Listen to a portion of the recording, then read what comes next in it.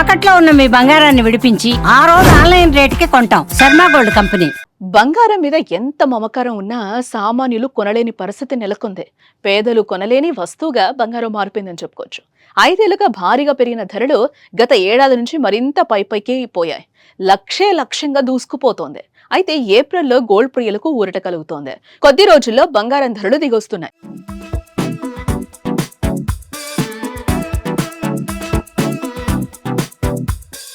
Record స్థాయిలో ఉన్న బంగారం ధరలు అమెరికా ప్రెసిడెంట్ డొనాల్డ్ ట్రంప్ ప్రకటించిన ప్రతీకార సుంకాల ప్రభావంతో గణనీయంగా తగ్గాయి. అంతర్జాతీయ దేశీయంగా భారీగా తగ్గుదల కనిపిస్తోంది.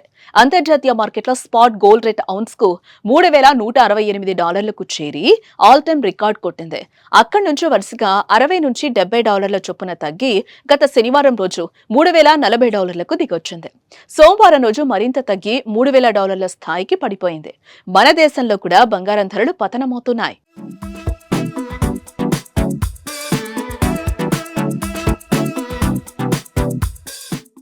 3 రోజుల్లో బంగారం ధరలో తగ్గుదల కనిపిస్తుందని చెప్పుకోవచ్చు.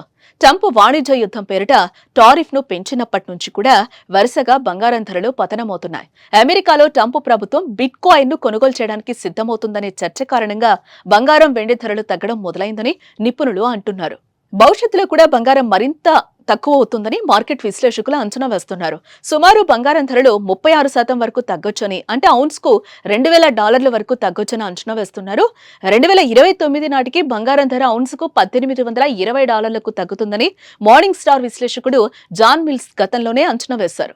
కానీ ఇప్పుడు దానిని ఔన్స్ కు $2,000కు సవరించారు. అదే సమయంలో 2025-27 మధ్య బంగారం సగటు ధర ఔన్స్ కు $3,170గా అంచనా వేశారు.